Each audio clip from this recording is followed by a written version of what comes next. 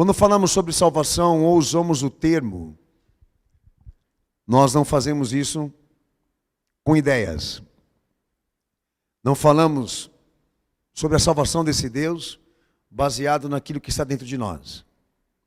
Existe uma ciência, teologia é ciência e ciência divina, que quer dizer que a ciência que procede diretamente dele tem uma normativa, e essa normativa, ou essa regra de fé, está direcionada e organizada diretamente por ele.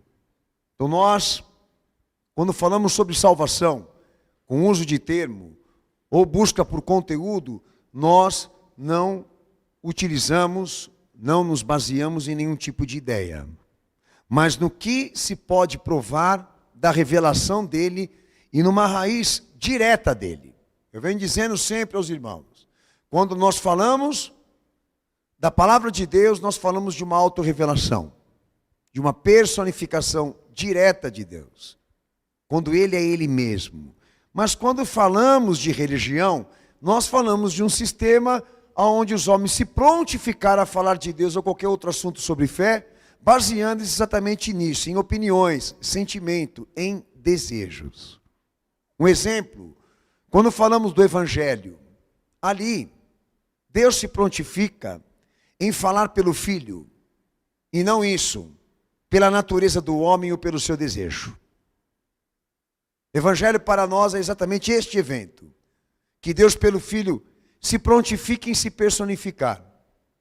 A pré-existência de Deus se torna a existência humana, e o verbo, a ação dele, se faz carne e se manifesta entre os homens, e os homens o veem, o testemunham, o testificam.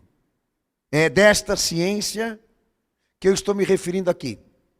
Não daquela que sai de um concurso, ou é provida de um nível intelectual, mas de uma palavra que sai diretamente da boca de Deus. Então nós temos que tomar cuidado com essa questão, por quê? Porque toda vez que a gente entra no mérito de que existe uma exclusividade na salvação, nós não estamos falando isso com base em crença. Se você se arriscar a definir qual tipo de religião salva, você erra e você peca, porque nenhuma salva. Quando nós falamos de salvação, ou sobre salvação, nós estamos falando diretamente disso, do que Deus definiu para o homem, diretamente. Do que Deus estabeleceu para ele, diretamente. E não pode, de forma nenhuma, ser confundido com isso, com essa filosofia. Até hoje mesmo eu li um artigo, acho que até da Carta Capital, daquele jornal, onde o escritor entrou ali, exatamente para querer definir que essa exclusividade na salvação, ou no termo, se diz respeito a uma crença monoteísta. Tá?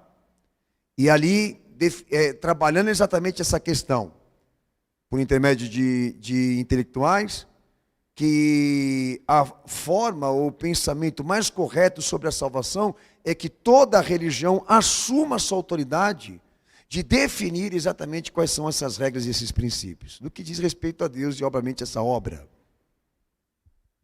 Nós não estamos querendo disputar nada com a religião.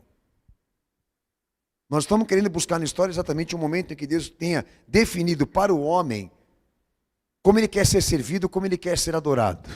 E isso, que se há um propósito de salvação, por ele conhecemos como vai acontecer.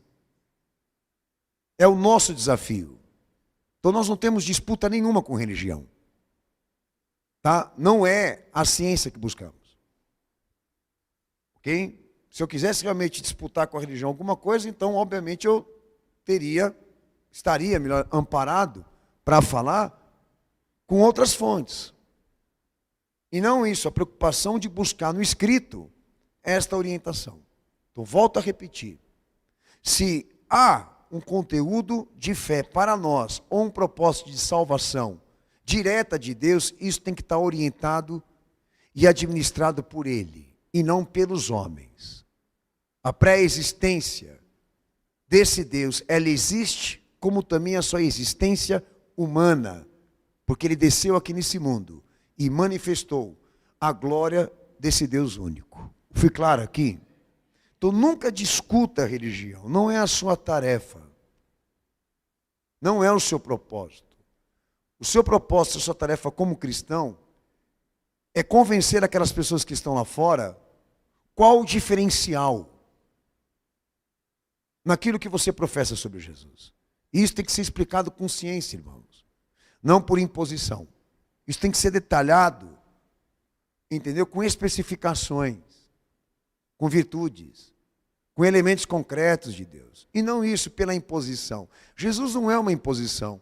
O Evangelho não é uma regra, não é uma imposição. Ele é uma chamada. Nós estamos aqui para cumprir uma chamada. Por isso existe esse lugar aqui e concentro essas pessoas.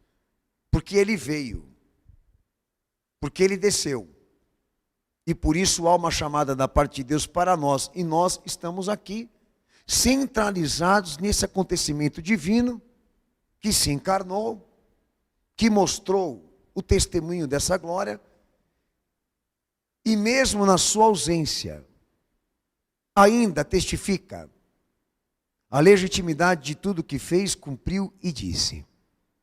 E nós estamos vivendo desse legado. Eu fico triste de saber que existem pessoas que elas inspiram a religião, que elas fazem opção pela religião, sabendo que Deus desceu em pessoa. Nós não podemos deixar que o Evangelho seja diminuído na filosofia, na razão, porque nós não estamos aqui para ter a razão, nós estamos aqui para receber a revelação. E a revelação está no amor desse Deus, na vida do Filho. Amém? Então o termo salvação, ou a expressão, se traduz assim. Se você ler o texto de João capítulo 1, versículo 1, até o último versículo que o pastor até leu, 14, vocês vão entender que ali o Senhor orienta João a registrar exatamente isso. O acontecimento, o advento particular desse Deus dentro da história humana. Porque quando Deus envia o Filho, ali é uma ação direta de Deus na vida do seu Filho para trazer aos homens esse comunicado, da qual nós estamos vivendo aqui agora. Então a salvação, ela se traduz por termo exatamente assim. Deus ali, pelo Filho, ele é ação e resultado. Ele é pessoa e fato. Ele é pessoa, vida e obra. Ele é pessoa, vida e palavra. Ação e resultado. Ali no acontecimento do Evangelho, Deus na vida do Filho deixa claro o quê? Que naquele advento, Deus seria 110% pleno e perfeito. E que neste advento não haveria participação ou interferência de homens naquilo que Deus se prontificaria em prover aos homens, como graça e verdade. Então, quando falamos de salvação, nota que a palavra mesmo ela já define. Salvar é ação. Salvar aqui é ação e resultado. Nesse termo se descobre também que quando Deus ele se faz ação e resultado, o objetivo dele é livrar.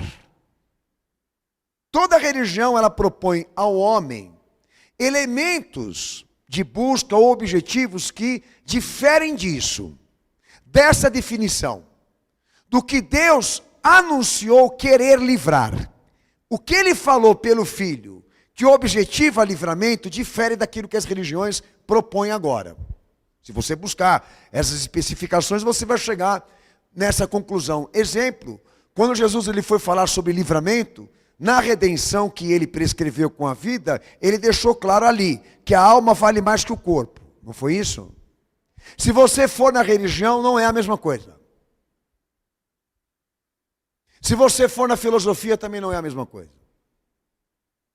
Então nota que quando Deus ele se faz ação e resultado pela vida do Filho, ele especifica exatamente quais eram esses objetivos que o trouxeram aqui nesse mundo.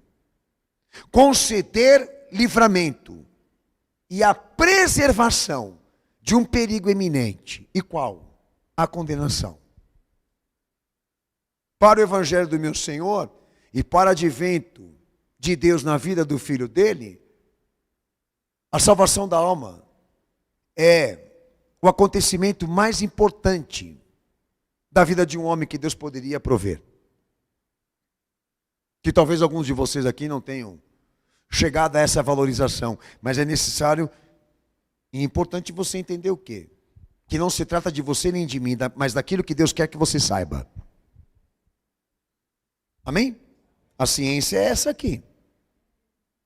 Então, quando nós falamos do termo salvação, nós entramos debaixo dessa prerrogativa aonde Deus ele assumiu ser o advento desse acontecimento, que é exatamente o quê? Escatológico. Por quê? Porque o Filho desce no mundo para restaurar o homem da sua posição com Deus. E o objetivo é esse: é livrá-lo de uma condenação eminente da parte de Deus e, antes disso, restaurá-lo. Você está aqui para isso.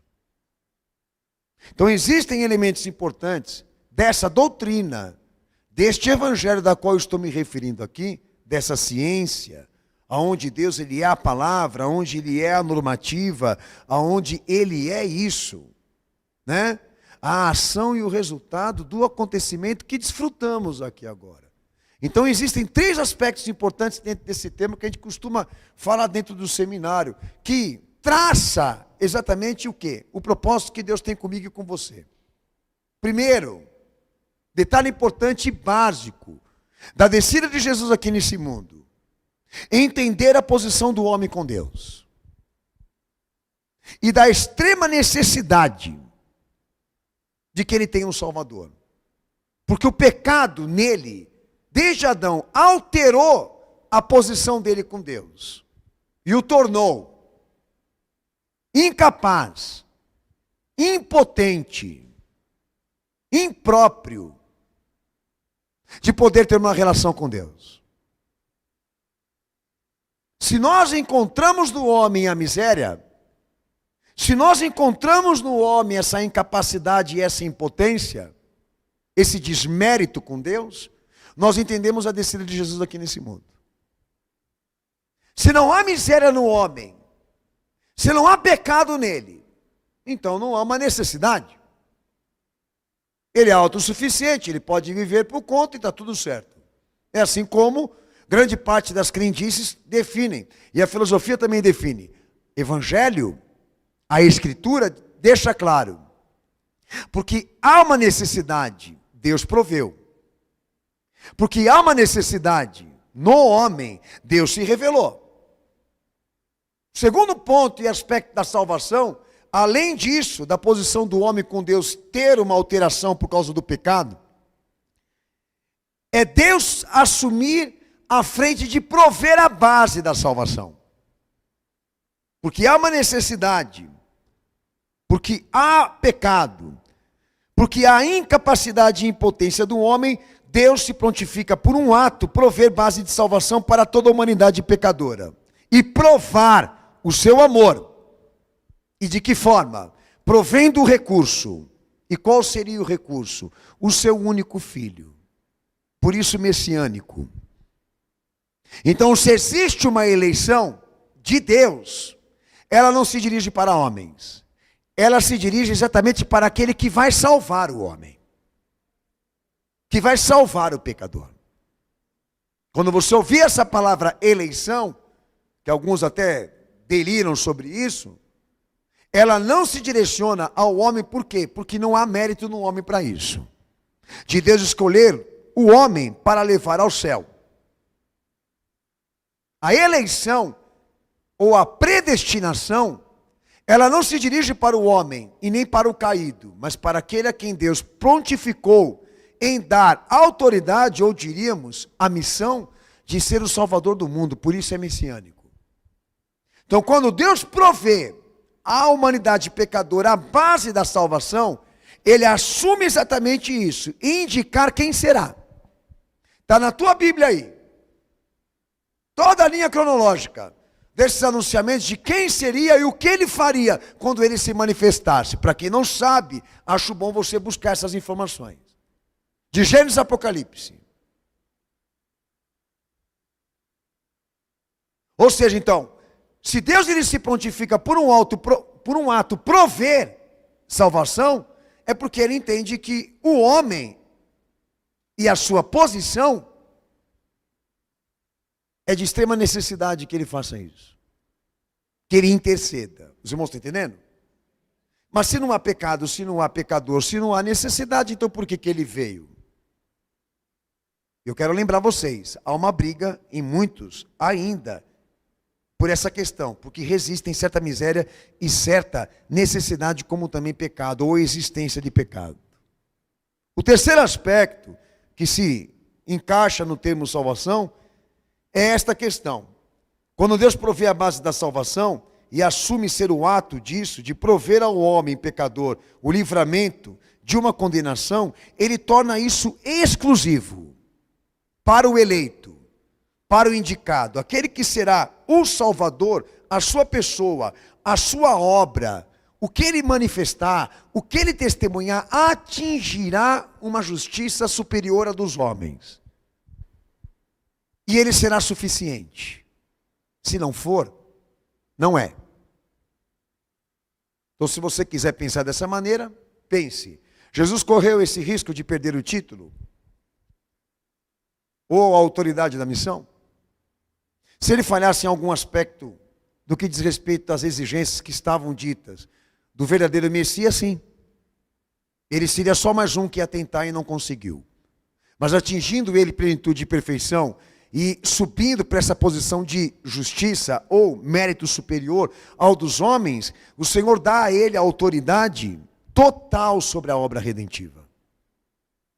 E o constitui e o elege como cabeça representativa dessa redenção. Então aí quando a gente fala de aceitar a Jesus, isso tem que tomar um certo cuidado. Eu aceitei Jesus. Tá, você o aceitou, mas você não o elegeu. Porque aonde ele está agora, ele está por mérito, não porque você o colocou lá. Diríamos então que você reconhece, diríamos que então você concorda, aí sim. Mas eleger, ninguém tem autoridade para isso aqui. Então são três aspectos importantes da salvação: a posição do homem perante Deus e sua alteração. Segundo aspecto, quando Deus assume a posição de prover o recurso e a base da salvação da humanidade pecadora. E terceiro, que aquele que representará ser o Salvador e conceder o livramento, ele tem que atingir uma justiça superior ao dos homens, porque senão o processo faliu. E Deus não poderá usá-lo para alcançar gente como nós.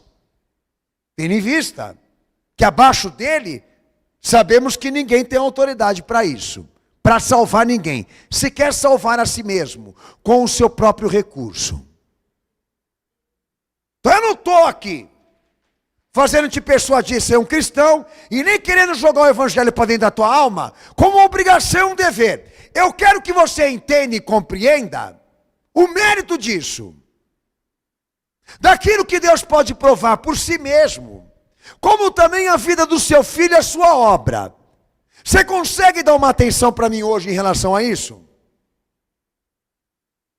E consegue entender também que se deslocarmos o que Jesus foi, messianicamente nós não temos ninguém para substituí-lo?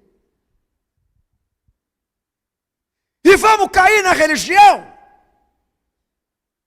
Ou como os outros, desistir de toda a religião? A questão aqui é essa. Não se apaga da história o que Deus fez. Como também não se apaga aquilo que os homens estão fazendo com a vida e com o mundo. Para aqueles que resistem mais ainda na questão de que não há pecado e não há maldade. Bom, se não há pecado e não há maldade nesse mundo, então há o quê? A corrupção já é um termo usado para explicar esta razão da maldade que prevalece nos homens hoje, pelo fator deles resistirem isso, que Deus tem um plano especial para eles, mas um plano da qual eles não querem, obviamente, estarem subjugados. Porque para estarem subjugados diante do Calvário, eles vão precisar assumir isso, que a obra do Filho de Deus tem suficiência, tem mérito, tem justiça superior, e vão ter que renunciar igual a nós, inclusive o nosso eu, e passar a viver desse evangelho sem religião. Os irmãos entendem o que eu estou querendo dizer aqui? Porque tem que ficar muito claro que nós não estamos aqui professando uma crença e nem seguindo uma tradição religiosa.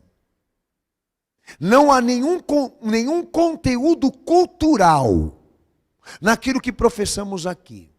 Porque o que falamos, ou o que obedecemos, a regra aqui é essa, tem que ser visto nele.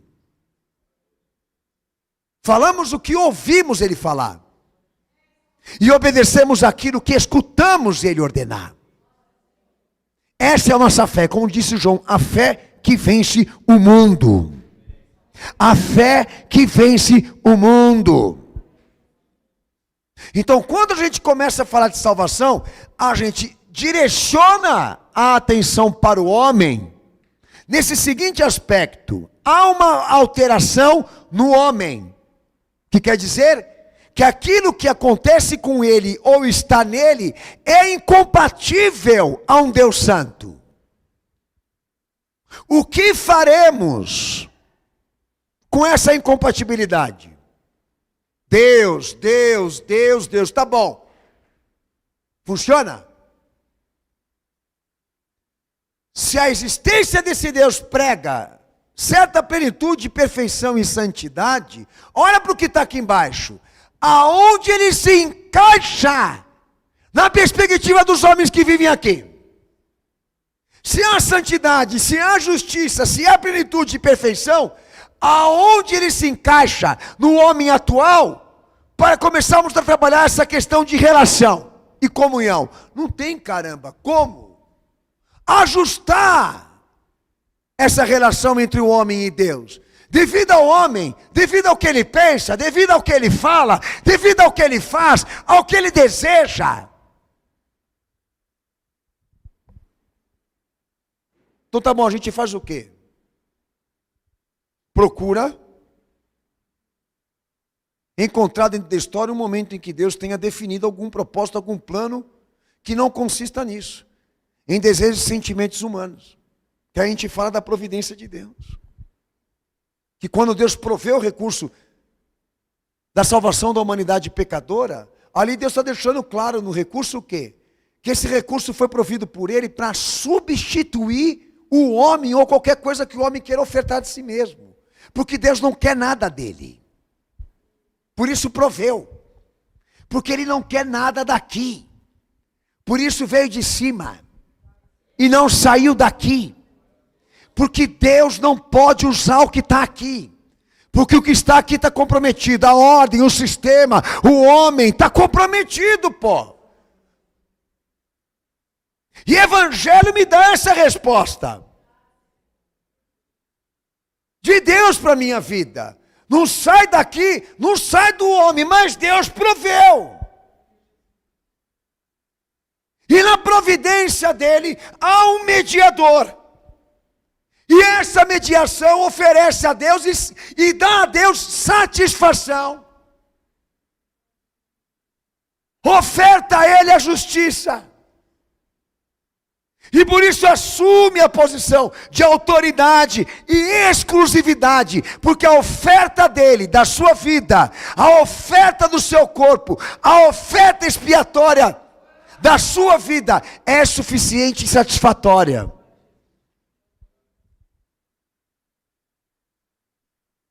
Ou seja, um por todos. E o Evangelho se explica assim. Mas se você tira o Calvário da perspectiva da tua fé e da tua experiência, anula a suficiência e a importância de Jesus naquilo que ele ofereceu a nível de justiça e mérito. Só fica você e Deus. E o que você tem para oferecer. Então me explica como é que você vai fazer. Como é que você vai administrar essa relação.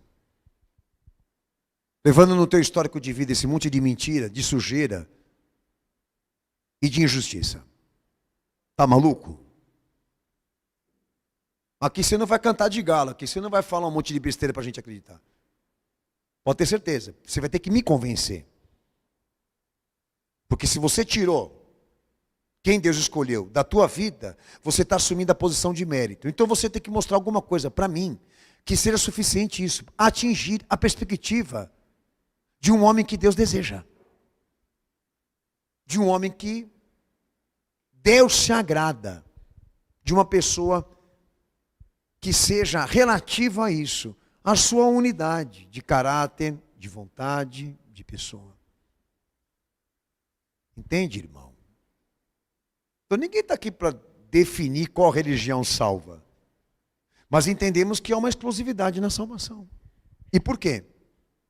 Porque a exclusividade existe porque está representada pelo próprio Deus. Essa exclusividade existe porque Deus a representa. E a prerrogativa é Ele.